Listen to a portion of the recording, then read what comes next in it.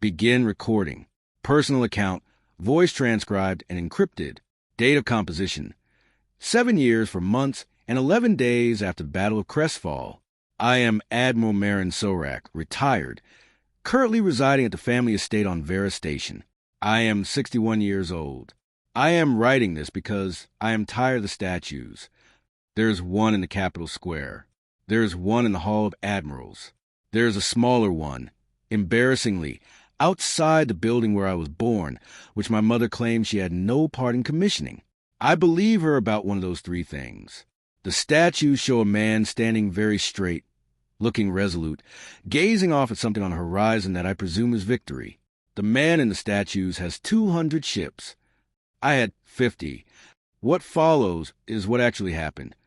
I will begin 72 hours before the battle, because the battle cannot be understood without what came before it, and what came before it cannot be understood without Pell, and Pell cannot be understood in fewer than 72 hours, even if you spend the whole time paying close attention, which I did not at first, which is the thing I regret most about the whole affair. Her name was Chief Engineer Pellanara Voss.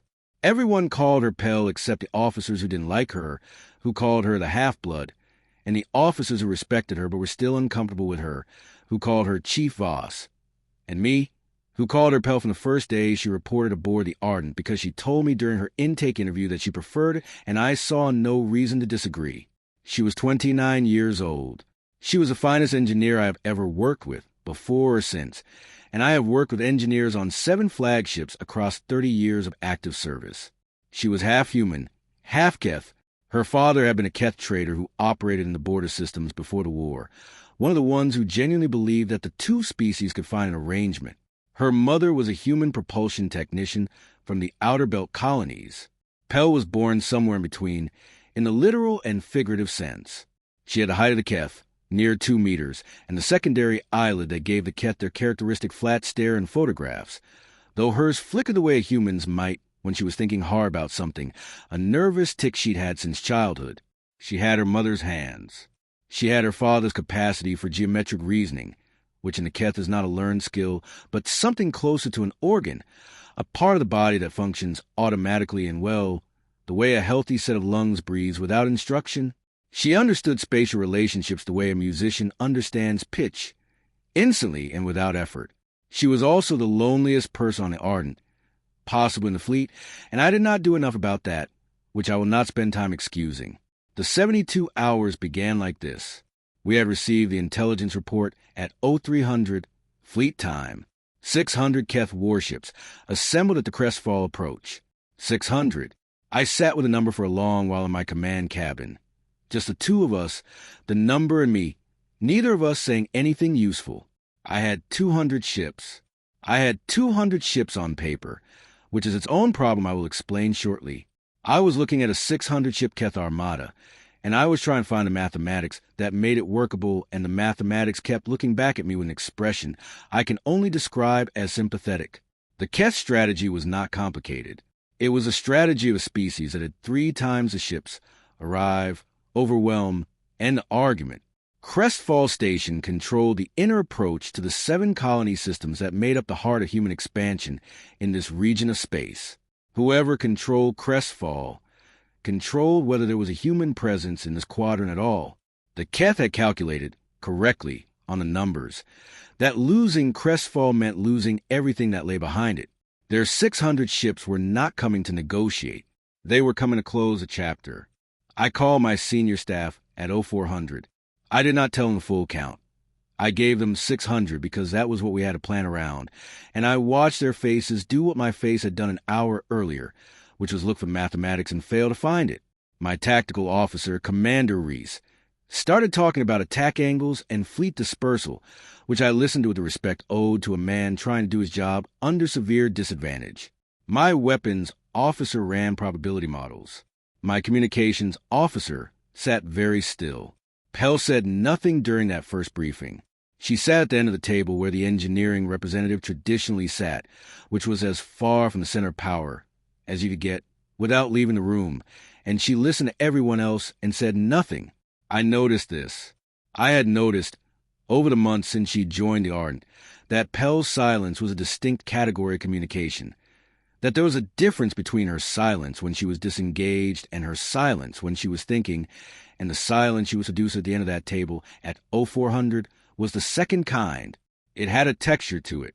It occupied space.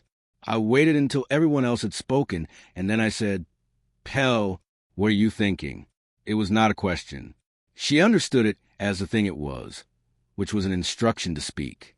She said, "I want to ask you something before I say anything, Admiral, and I want you to answer it straight. Go ahead. How much of the 200 do we actually have?" The room went quiet in a way that was different from the quiet before. I looked at her for a moment. Then I said, 50 combat ready. The rest are in various states of repair. Most of them can move. None of the ones that can't fight can fight. This had been, until that moment, a matter understood by me, by my logistics chief, and by the officer who wrote the fleet readiness reports and then filed them in a drawer. It was not spoken of openly. The fleet had been through a difficult 6 months. We had been through 2 engagements, a supply failure that left us under power for 11 weeks, and a cascade failure in the repair yards at Tarentos that had backed up our maintenance queue by 4 months. 200 ships, on paper. 50 ships, in truth. I had submitted reports. I had received acknowledgments. I had not received the resources to close the gap, because the resources did not exist or were needed elsewhere, and the war does not pause while you wait. Pell nodded when I said 50, as if this confirmed something she'd already calculated. "That's what I thought," she said. 50 ships. Then she said, "I think I can give you the other 150. Reese said, "The repair queue?" "Not from the repair queue," Pell said. "Different approach." She paused. "I need 72 hours, and I need every engineer we have, and I need authorization to pull components from non-essential systems across the whole fleet. I need full authority. No clearance chain. Direct authorization from you, Admiral, for anything I need to take." I said, "Tell me what you're building." She told me. I will do my best to explain it in terms a non-engineer can follow, because I am a non-engineer who had to follow it in real time, in a briefing room at 0400 on no sleep. The Keth use a scanner system to identify fleet composition. This is not unusual. All combatant species do, and the scanning technology on both sides had evolved across decades of conflict into something quite sophisticated. Keth long-range scanners read a ship by its mass signature, its energy output, its hull geometry, and its drive signature, 4 data points which together generate a profile that, when matched against known classifications, tells the Keth scanner operators what they're looking at. Human warship of which class, how many, where, it is reliable, it is how wars are fought. What Pell had realized, and I still do not know exactly when she realized it, whether it was in that briefing room or in the weeks before, whether she had been carrying this idea quietly and waiting for the moment it became necessary, was that the Keth scanner system had an assumption built into its architecture. The assumption was that an object with the correct optical profile, the correct energy signature, and the correct drive signature, which moved the way a ship should move and occupied the space a ship should occupy, was a ship. The scanners were not checking for mass. Mass was expensive to fake, technically difficult, and no one had ever needed to fake it because no one had ever thought to try. They were checking for light. They were checking for emissions. They were checking for the electromagnetic portrait of a warship. Pell had spent, she told me later, approximately 3 months thinking about the Keth scanner architecture as a theoretical problem, the way an engineer thinks about a system, not as an enemy capability, but as a mechanism with inputs and outputs and inherent assumptions. She had not been planning this. She had been curious, the way she was always curious, about how things worked and where they were fragile. The fragility she had found was this, that the Keth scanners could be fooled by a sufficiently precise holographic projection of a warship if that projection also generated the correct electromagnetic signature, because the scanners would have no reason to check for what they had never needed to check for. She had never built such a projection system. No one had. But she knew, in the way she knew things that I think most engineers only know after years of practice, that it was possible, and she knew approximately what it would require, and she had done the inventory in her head across the week she'd been thinking about it, and she knew that the Ardent and its support ships carried, distributed across their non-essential systems, most of what she needed, not all of it, most of it, "72 hours," she said. I said, "What do you need that you don't have?" She handed me a list. I looked at it. I said, "I can get these. It will take calling in some favors." She said, "I need them in 12 hours. I got them in 11. I will not document how, because some of those favors are still outstanding, and some of them involve the kind of resourcefulness that does not benefit from being written down, even in a seal file." And then Pell went to work. What followed was 72 hours that I experienced in fragments, because I had a fleet to manage and a battle to plan, and I could not stand in the engineering bay watching Pell build something that may or may not have worked. So I received reports every 4 hours and otherwise try to operate as if I had a fleet that could actually fight. But what I know of those 72 hours, I know from the reports and from what Pell told me afterward, years later. Over a meal at a restaurant on Verith that she didn't know I'd chosen specifically because it was a place where she wouldn't feel out of place. She worked with 14 engineers, the full complement of technical staff across the Ardent and its 3 support ships. She worked them in rotating shifts, not because the problem required it, but because she required it. She did not rotate herself. She was present for all 72 hours. Reese came to me at the 40-hour mark and said quietly that Pell had not slept, and I said, "Is the work proceeding?" And he said, "Yes."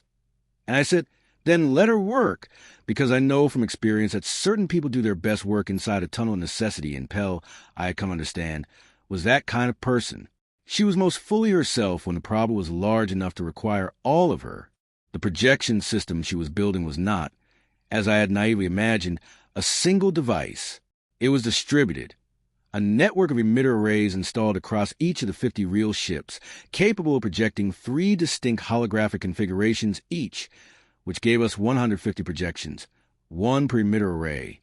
Each projection had to be individually calibrated to appear as a warship of a specific class, because a fleet of 200 identical ships would look, to experienced Keth tactical officers, like exactly the kind of thing that doesn't happen. She had to fake variety. She had to fake a fleet that had arrived from different yards, with different maintenance histories, with a slight individual variations that actual ships accumulate over years of service. This was the part that, when she told me about it afterward, made me understand what she had actually done. Anyone can build a projection. The genius was in the variation. She had studied, in the months before, the Keth's own records of human fleet engagements, records that had been captured and were held in our intelligence database, essentially Keth tactical logs describing what they had seen when they fought us. She knew, from those logs, what human ships looked like to Keth scanners. She knew the expected variance. She built each of the 150 projections to fall within that variance, different enough from each other to be individually plausible, similar enough to the real ships around them to read as the same fleet. It was not engineering. It was engineering and intelligence analysis, and a kind of intuitive theater that I do not have a technical name for. She finished at hour 69, 3 hours before the window closed. I went to the engineering bay. She was sitting on the floor. This was not uncommon for Pell. She thought better when she was physically lower than she normally stood, something about the Keth spatial orientation that I never fully understood.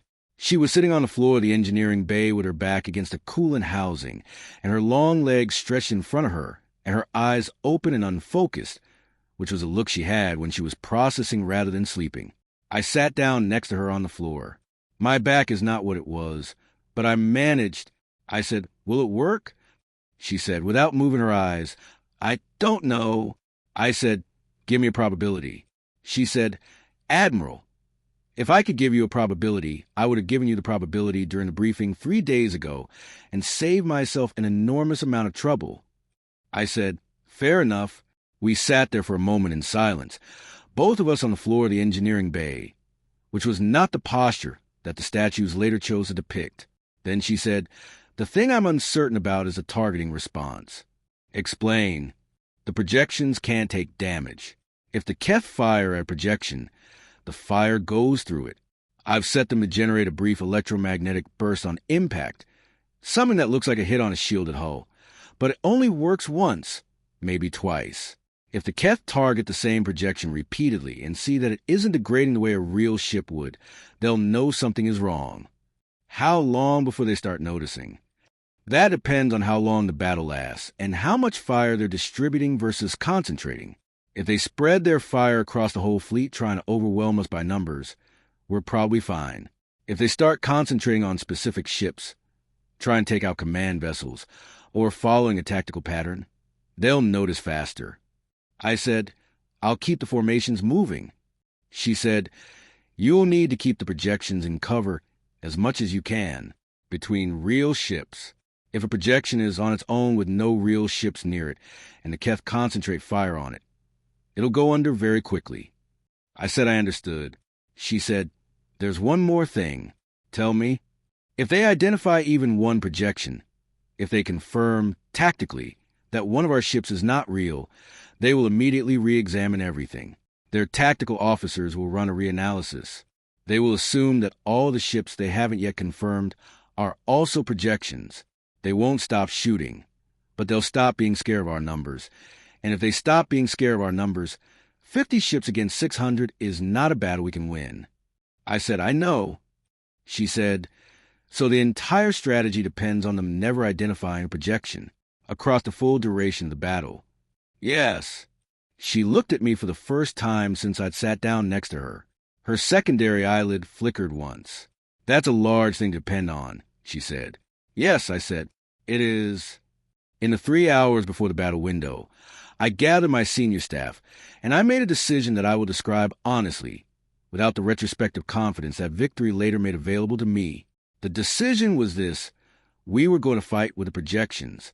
I want to be clear about what that decision contained, because the official record has a tendency to make decisions like this sound inevitable, as if a brilliant commander saw the situation clearly and chose correctly, because he was the kind of man who chose correctly. Full stop. The truth is that the decision to commit to Pell system was one of the most uncertain things I've ever done. And I have done uncertain things in 30 years of service, and the uncertainty did not feel like wisdom at the time. It felt like the absence of better options. The case against was straightforward. We were going to battle with a weapons system that had never been tested in combat, built in 72 hours by an engineer who, however gifted, had never built anything like it before, against an enemy whose scanning technology we understood only partially, under conditions where a single failure would not merely compromise our tactical advantage but would expose us, would tell the Keth with certainty that our effective force was 50 ships, not 200, and collapse whatever deterrent effect our numbers had achieved in an instant. One failure, one projection that a Keth officer looked at for too long and noticed didn't move quite right, didn't give the right return on a secondary scan, didn't behave the way a ship that had just been hit was supposed to behave. One, and we were finished. Reese made this case, quietly but thoroughly, in the briefing room 2 hours and 40 minutes before the window. He is a good officer, and it was the right thing to say. He also said that if we committed to projections and then the projection system was identified, we would have sacrificed the option of retreat, because once the system was active, withdrawal would require us to drop the projections, which would immediately tell the Keth that we'd been running a deception, which would mean a pursuit that 50 ships could not survive. I listened to him. Then I said, what's the alternative? He said, we don't have one. I said, then we're agreed. That is not quite how it happened. What actually happened was that after Reese made his case, I sat with it for a while, and during that sitting, I thought about a few things that I will record here, because they are true, not because they are flattering. I thought about the 7 colony systems behind Crestfall. I thought about the population counts, which I will not reproduce here, because numbers of that kind become a way of making a decision feel abstract when it is not abstract at all. I thought about what it meant to lose Crestfall, concretely, in terms of what happened to people in those systems over the months and years that followed. The Keth are not, in the main, a genocidal species. They are a species that occupies and administers and displaces, and the distinction matters. But it does not matter as much as one might hope when you're the species being occupied and administered and displaced. I thought about Pell sitting on the floor of the engineering bay and saying, I don't know, with particular calm of someone who has already given everything she has to the problem and is now waiting with whatever honesty is left over after the effort. I thought, 50 ships against 600 is not a battle. It is an execution with paperwork. But 50 ships that look like 200 against an enemy that relies on the psychological weight of numerical advantage, an enemy whose tactical doctrine, as I understood from the intelligence reports, was built around momentum and mass. That might be something else. Not a fair fight. There was no fair fight available. But something other than a foregone conclusion. The Keth plan at 600 ships was to overwhelm. Their doctrine was not elegant. It was heavy and purposeful, like a door coming off its hinges.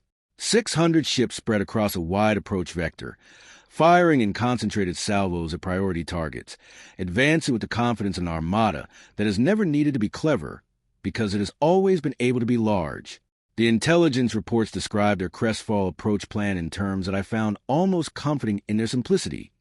They were going to arrive and they were going to push until we collapsed, and they had never, in their military history, found reason to doubt that arriving with 3-to-1 odds and pushing hard was sufficient. They did not expect to be at 2-to-1 odds. They expected 600 against 200. 200 ships do not stop 600. 200 ships, well handled, might cause significant damage, might make the cost of the engagement higher than expected, might, if the commanders were very good and the luck held, inflict enough loss that the Keth Armada was temporarily unable to exploit the victory. But it does not stop 600. The mathematics does not permit it. What the mathematics might permit, barely, conditionally, under very specific circumstances, was this. If you had 200 ships, and the Keth expected to need 600 to defeat them, and the Keth's doctrine was built around the pressure of superior numbers, and you could present the appearance of 200 ships that behaved with enough tactical coherence to be threatening, then the Keth commander might do what commanders with numerical superiority often do, which is treat the engagement as a matter of managed attrition rather than immediate overwhelming. He might spread his fire. He might advance carefully rather than pushing all his mass at once. He might, in short, fight as if he expected the battle to cost something, which many would not fight, as if he expected it to cost nothing, which was the only configuration in which 50 real ships could actually survive long enough to do meaningful damage. The projections were not weapons. They were a management problem for the Keth commander. They were 200 problems distributed across space, each of which required a decision about targeting priority, each of which represented a threat that had to be tracked and evaluated. 150 of those 200 problems were empty, but he did not know that, and until he knew it, he had to treat them all as real. That was what I was buying, not victory. Time and the weight of uncertainty on the enemy side. I went to Pell 1 hour before the window, in the engineering bay where she had finally, at my direct order, lain down on a cot between 2 conwood housings and achieved something between sleep and unconsciousness.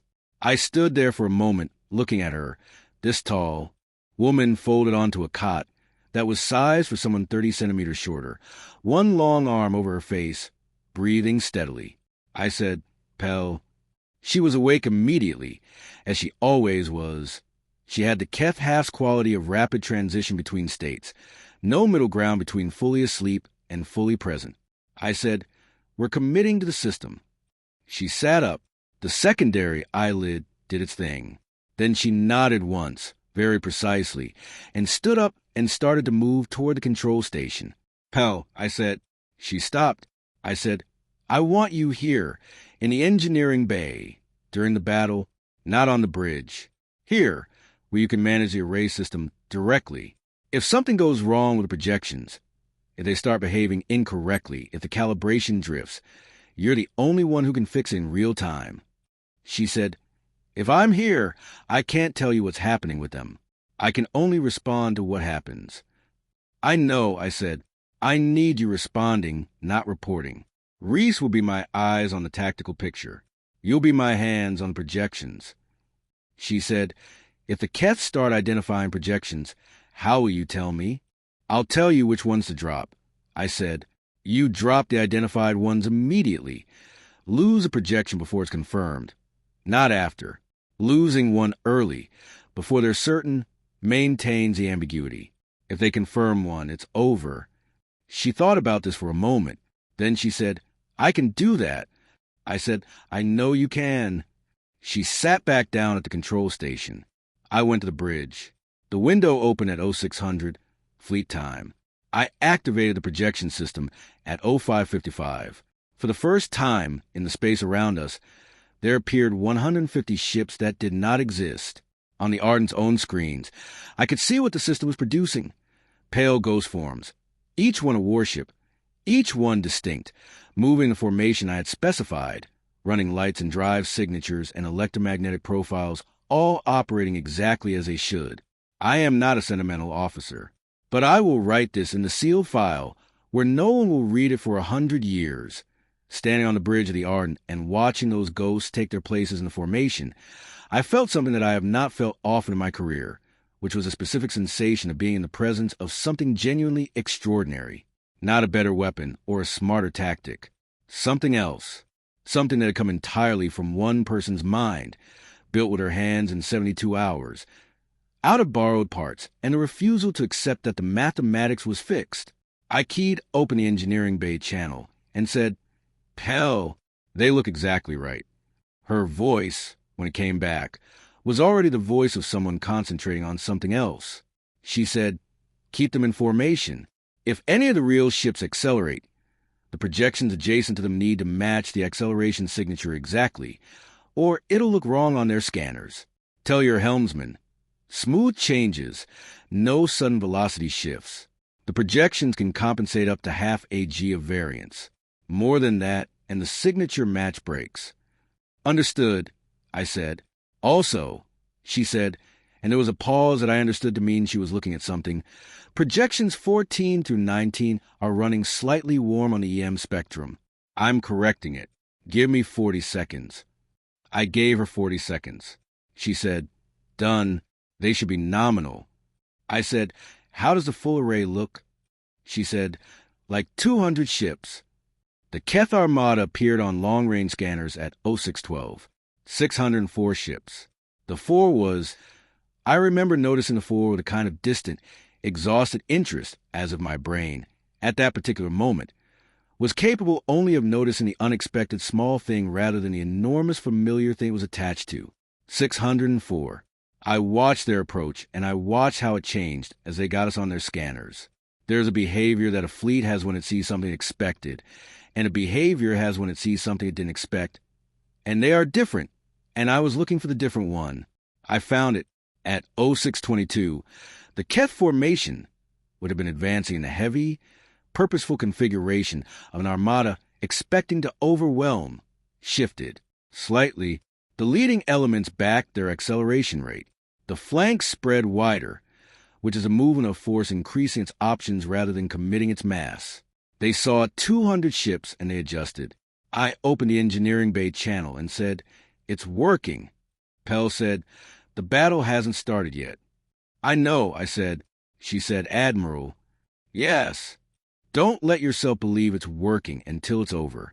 I said, "Understood." She was right. But for a moment, just a moment, it felt like 200 ships. The first exchange of fire happened at 0703. I will describe what a battle looks like from a flag bridge, which is different from how it looks in the histories, and very different from how it looks in the entertainment media that my grandchildren consume with enthusiasm, and which I cannot watch without mild professional distress. From a flag bridge, a battle is primarily information. It is screens full of position data, velocity vectors, weapons fire arcs, shield status readouts, damage reports, communication traffic on 4 simultaneous channels, and the voices of officers translating all of that information into recommendations, each recommendation arriving approximately 2 seconds after the situation it refers to has already changed.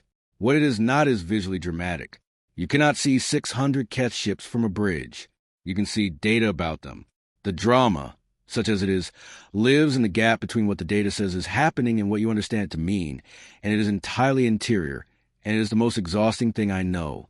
The Keth opened with long-range suppression fire, a wide spread intended not to destroy, but to force formation response, to see how the fleet moved under pressure. This is standard Keth doctrine at range. Poke the formation, watch how it reacts, identify the command vessels by how the formation reorganizes around them. It is a methodical opening, and it served them well against a fleet of 200 ships whose defensive posture was calibrated around 200 ships being present. It was a problem for me. A formation of 200 ships under suppression fire moves in a particular way.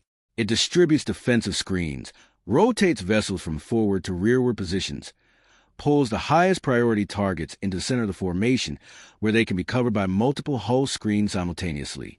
All of this is a function of mass, of having 200 sets of weapons and 200 offensive emitters and 200 hulls that can absorb or deflect incoming fire. 50 ships cannot do this. 50 ships trying to move the way 200 ships move will expose themselves in ways that 200 ships would not, because the gaps between them will be wrong, because the coverage patterns will fail to account for the actual intervals between real holes, because the formation will, to any observer who knows what they're looking at, have holes in it. The holes were filled by projections. But projections cannot be directed to move as if they were real ships under fire, because they cannot take fire, and if I directed them to behave as if they were maneuvering defensively, they would behave in ways that didn't correspond to any Keth fire actually reaching them, which would look wrong. So the projections had to hold position, had to remain in their assigned places in the formation, moving only when the Real ships moved, behaving with solidity and composure that real ships under fire would not have, and I had to hope that the Keth, looking at 150 stationary ship icons on their tactical displays, would attribute that composure to superior shielding or steady nerves rather than the fact that the fire was passing through them. This required me to do something that violated nearly everything I had learned in 30 years of fleet command, which was to keep my real ships at the perimeter of the formation. In standard doctrine, you protect your most valuable assets by placing them in the center of the formation, where they are shielded by the outer vessels. The outer vessels can be sacrificed. The core survives. Every flag officer knows this. Every Keth tactical officer knows that every human flag officer knows this. What they also know is that a human admiral who places his most valuable ships at the center of his formation is going to keep those ships at the center, because that's where they're protected, which meant that the center of the formation, where projections were concentrated, because I needed the real ships at the edge where they could actually shoot, was where the Keth would expect me to hide my command structure, my heaviest armaments, my most capable hulls. They were going to fire at my projections. The projections were going to appear to absorb the fire, and I was going to have to make the real ships behave as if the fleet as a whole was absorbing fire, degrading naturally, losing the kind of capacity you lose when a fleet of 200 ships is being shot by a fleet of 600, without any of those 200 ships actually being destroyed, because I had 50 of them and I needed all 50 to stay alive. What I did was this. I sacrificed projections deliberately, not when the Keth hit them. The Keth were hitting projections constantly, and the EM burst Pell had designed was handling that, making each hit look like a shielded impact.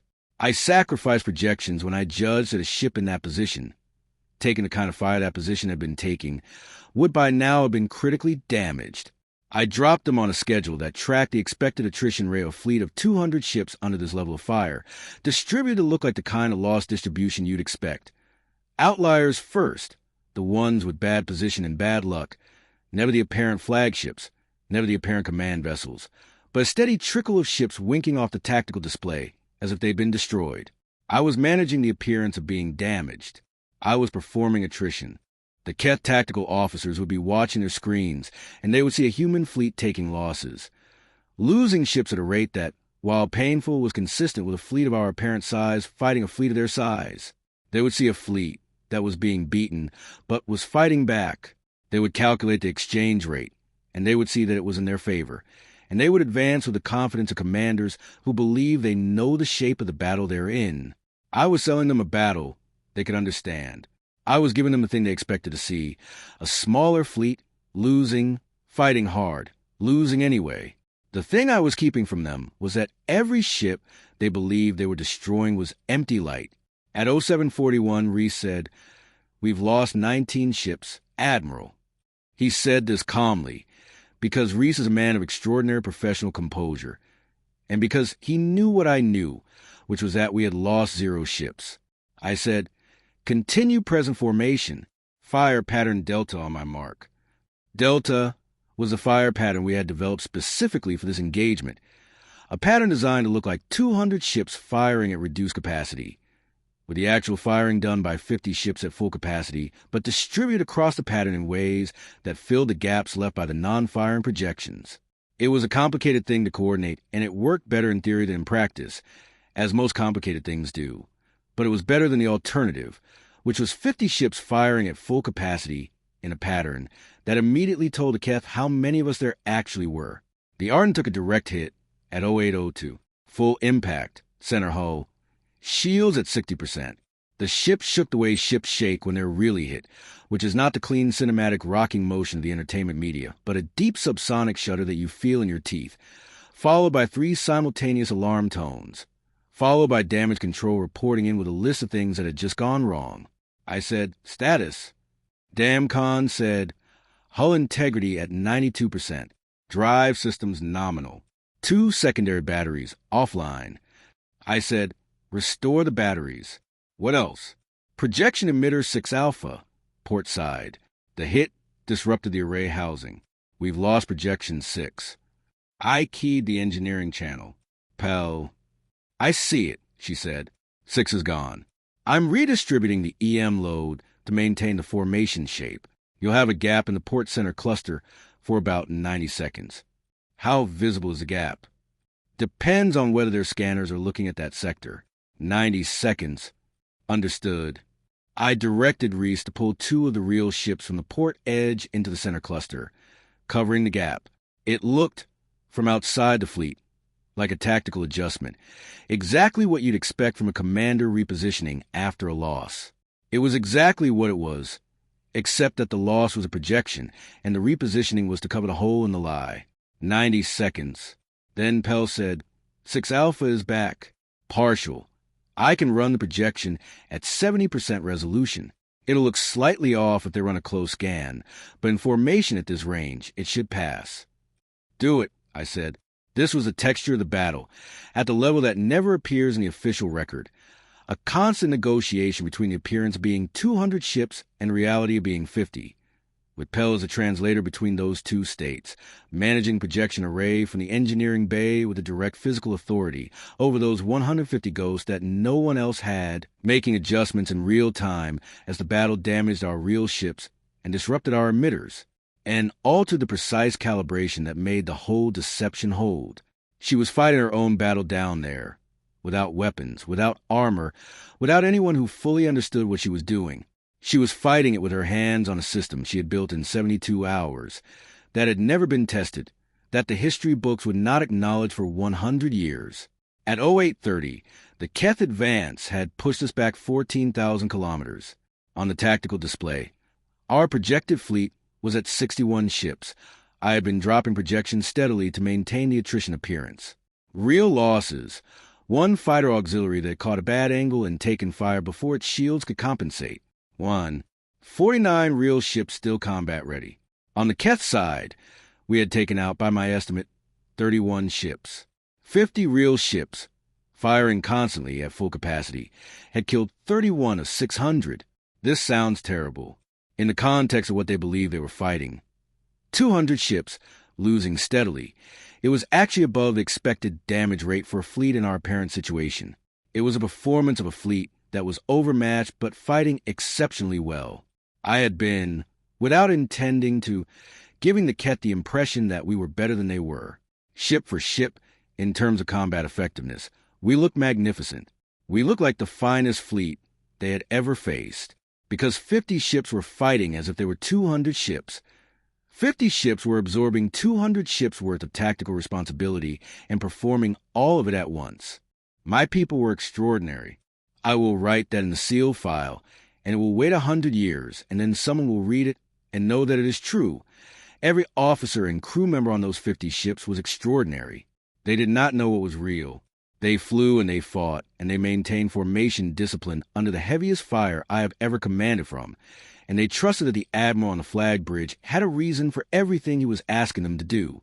The Keth, at 0845, began to concentrate. I will tell you the moment I knew they were beginning to understand. It was 0847.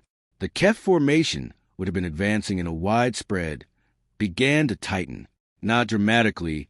A flag officer watching for it would notice, but only because they were watching for it.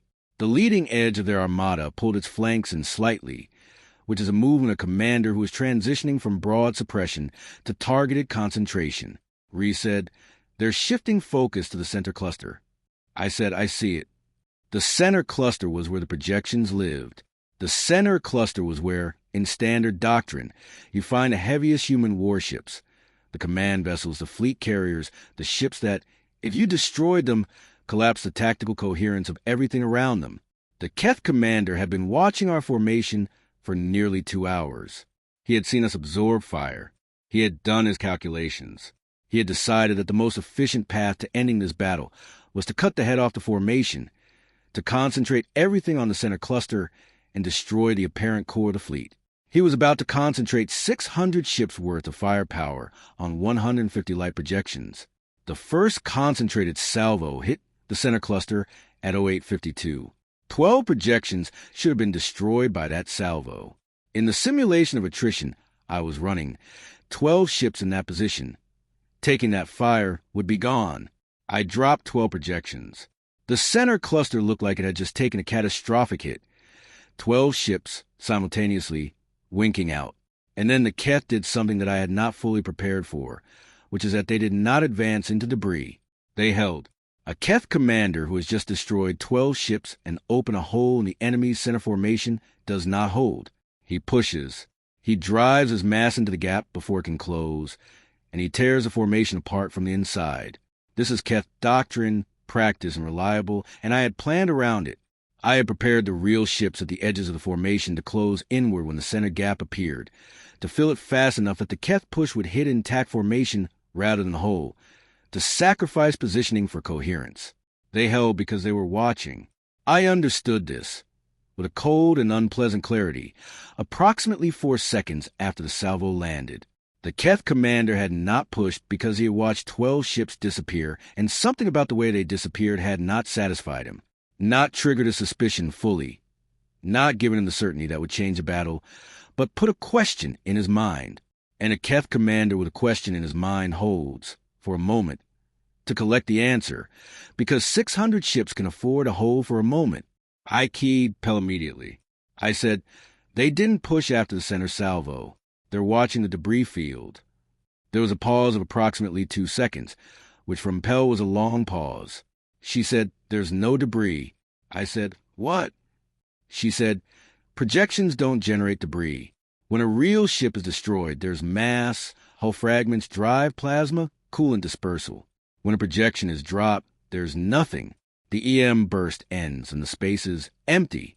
I said, how did we miss this? She said, with a calm that I have thought about many times since, I missed it. It wasn't in the parameters I modeled. I'm sorry. There was no time for the conversation that sentence deserved. I said, can you do anything about it? Not in real time. The projections don't have the mass to generate debris. I can't create debris from light. How long before they confirm it? If they run a sensor sweep of the debris field and find it empty immediately, I had maybe 2 minutes, maybe less. I am going to describe what I decided in those 2 minutes, not because the decision was complicated. It wasn't. There was only one thing that might work, but because I want to record what the decision felt like from inside it, which was like standing on a surface that you had just been told is not solid and which is, nonetheless, currently holding your weight and deciding whether to move. The Keth were looking at an empty debris field. In approximately 2 minutes, their sensor sweep would confirm that 12 ships had been destroyed without leaving any physical evidence of their existence. At that point, they would know. Not guess, no. And the word would move through their command structure with the speed of tactical radio, and every Keth officer would receive the same information simultaneously, and the battle would change its shape entirely. I could not make the debris appear. I could not fix the fundamental flaw Pell had missed, had no time to fix it, had nothing to fix it with. What I could do was change the question. I called Reese. I said, all ahead, full, every ship. I want the entire fleet moving forward into the Keth formation at maximum combat velocity. Now. Do not wait for further instruction. Now. Reese said, Admiral will be inside their fire arc in 40 seconds. I said, I know. Do it. He did it. What the Keth saw, at the moment their sensor sweep was running across the empty space where 12 ships should have been, at the exact moment their officers were preparing to report the anomaly up the command chain, was the entire human fleet accelerating to attack speed and driving straight at them, all 200 ships, which is to say, 49 real ships and 138 remaining projections, all of them advancing, all of them running at full drive output, all of them presenting a sensor profile of a fleet that had just watched 12 of its ships destroyed and had decided in response to close the distance and fight. It was insane. 200 ships charging 600. It was insane, and it was exactly the kind of insane that an admiral commits to when he believes his fleet is 200 and his back is against a wall, and he has nothing left but aggression. The Keth commander, looking at his tactical display, would see the human admiral doing the only thing left to him: collapsing the range, try and get his ships close enough that the Keth numerical advantage became a liability rather than an asset, turning a shooting match into a melee where 600 ships could not bring all their fire to bear without hitting each other. It was a charge of a man who was out of options. It was entirely believable. And it meant the Keth commander had a new problem, which was an incoming fleet at attack velocity, which required his immediate attention, which was a great deal more urgent than the question of whether the debris field was empty. He redirected his concentration to the incoming charge. His sensor sweep was still running, but the officers running it were now also managing the tactical response to 200 ships coming at them at full acceleration, and the sensor sweep result, when it came back, landed in a command structure that was suddenly very busy. I do not know if the sweep result was ignored. I do not know if it was seen and overridden by the urgency of the charge. I know that the Keth did not, in the next 60 seconds, halt their engagement response and reanalyze the fleet composition. I know that they responded to charge the way a fleet responds to charge, by tightening their own formation, by bringing their flanking elements forward to catch the oncoming mass, by preparing the kind of receiving fire that stops a fleet in its tracks. They were preparing to stop 200 ships. What hit them was 49 real ships at attack velocity inside the Keth formation's optimal fire arc, firing everything they had at point-blank range into the Keth leading edge. Not 200 ships, not even half of what the Keth were preparing to absorb, but 49 ships at point-blank range, firing at full capacity, in a melee that the Keth had not prepared for, because they had been preparing for 200, creates a specific kind of chaos that 600-ship doctrine does not cleanly handle. The Keth leading edge took catastrophic fire in the first 90 seconds of the melee, not because 49 ships are matched for 600. They are not.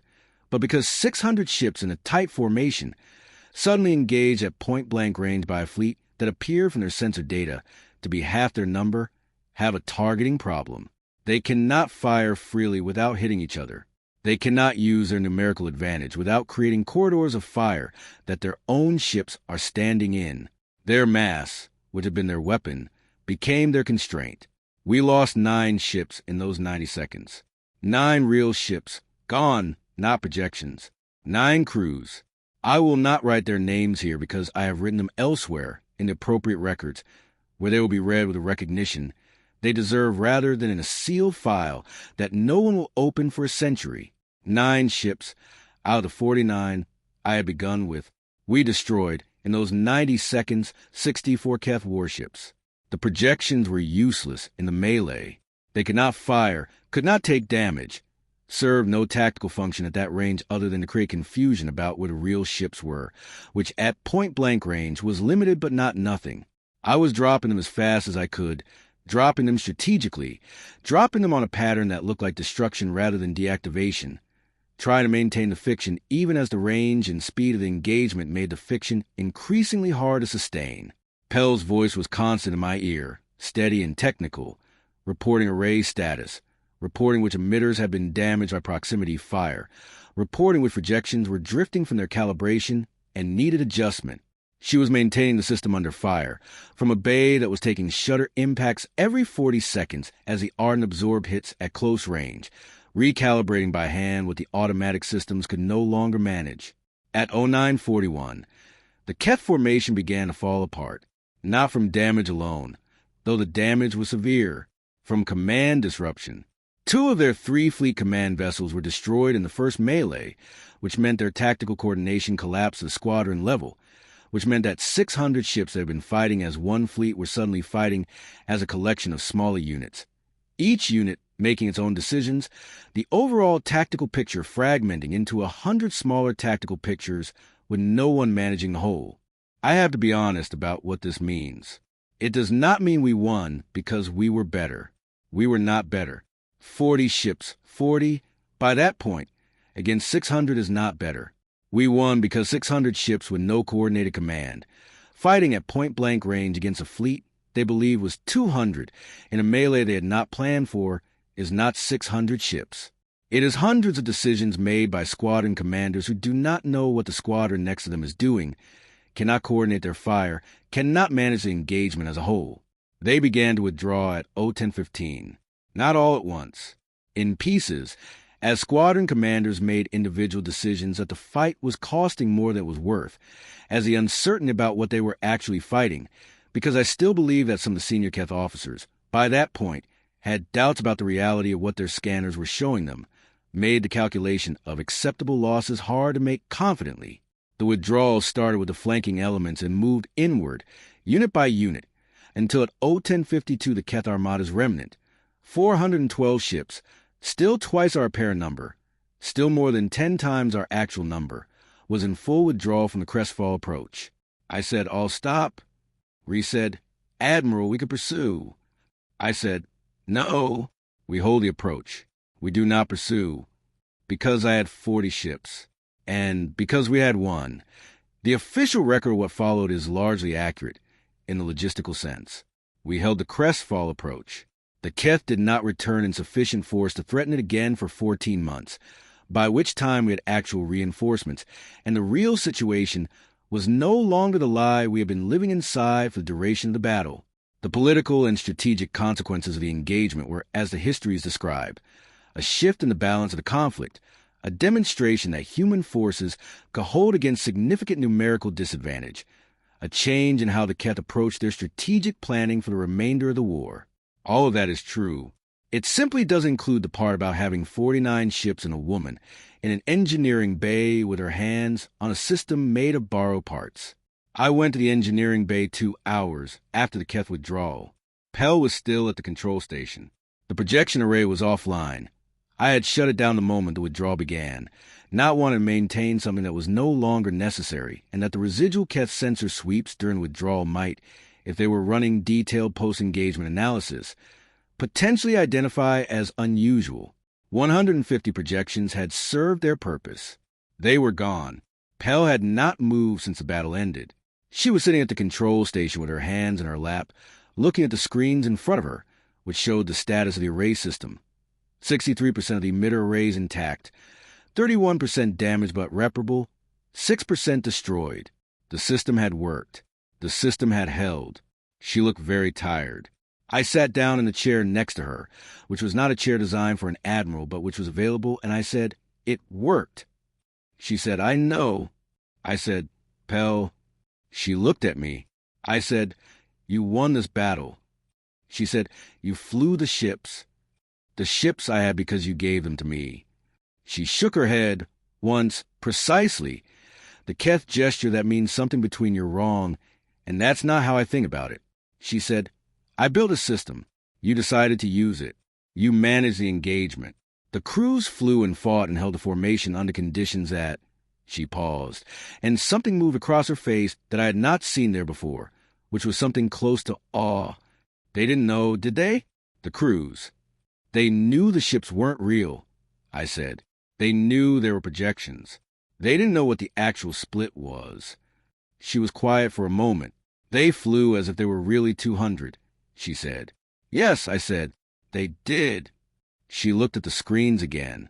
I watched her arrive at something, some conclusion or accommodation that happened entirely in her own mind, in a part of her that I have always understood was larger and more complex than the part she showed to the rest of us. Then she said, "The projection system has a flaw. The debris issue. I missed it." I said, "You built the system in 72 hours. That's not an excuse. It's a design flaw. If you hadn't charged when you did, they would have identified the deception within another 2 minutes. Then I'm glad I charged when I did. You charged without being certain it would work." I said, "I charged without being certain of anything. That's the condition under which all the decisions in this battle were made." She said, "That's not how I work. I want certainty. I want to know that the system functions before I commit it. You told me you didn't know if it would work before the battle. Yes. And you built it anyway. She looked at me. I said, the debris flaw, would you have caught it with more time? She said immediately, yes. I know, I said. That's not the point.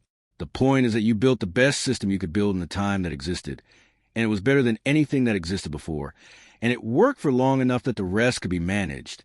That's not a flaw. That's doing the work under the actual conditions rather than the ideal ones.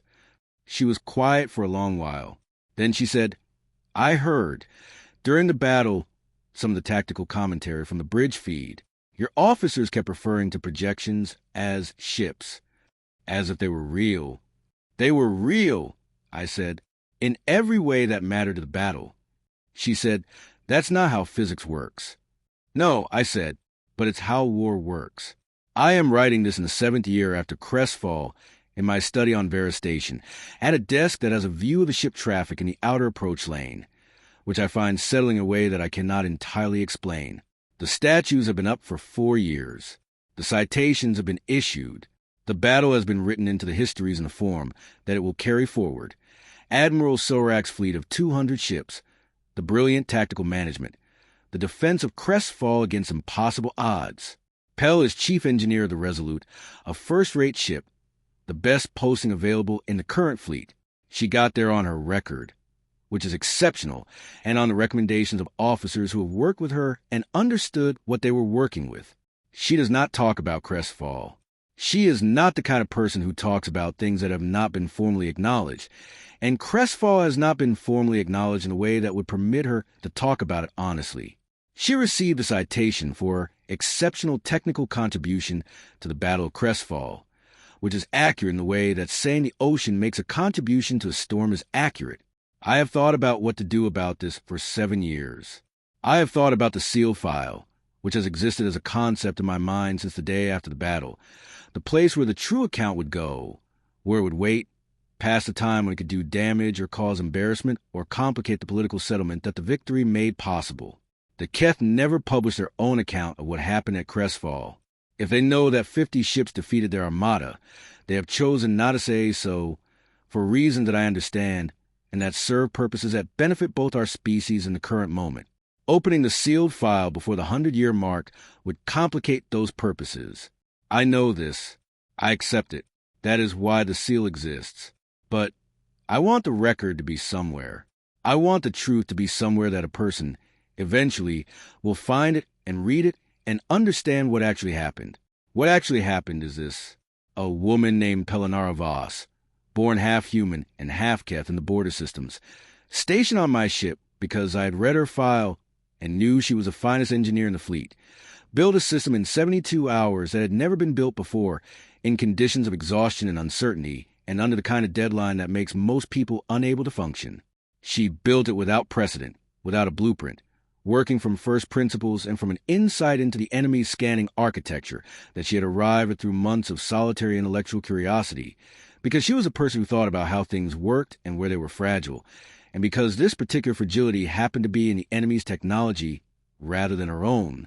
She built a system that made 50 ships look like 200 and held that appearance for the duration of a battle against 600 Keth warships, and she held it from an engineering bay, alone with her hands on a control panel, managing 150 ghosts while the real ships around her were fighting for their lives. The ghosts held. The real ships fought. The battle was won. I made decisions. I flew the ships I had, both real and otherwise.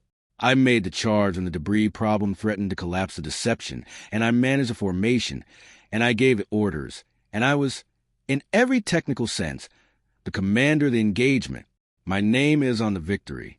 My name is on the statues. Pell's name is on nothing.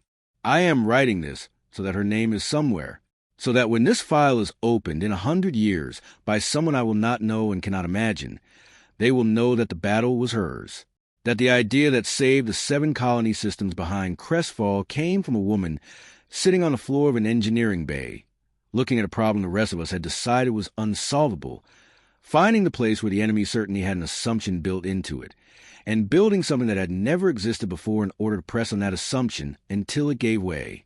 I flew the ships. She gave me the ships to fly. I am closing this file now. For whoever opens this, in whatever year the seal finally breaks, the official record is not false. It is simply incomplete. Admiral Sorak did what the record says he did. He did it with 50 ships and one extraordinary engineer in the decision to commit to a system that might have failed, in a battle that should have been lost. Crestfall was not won by numbers.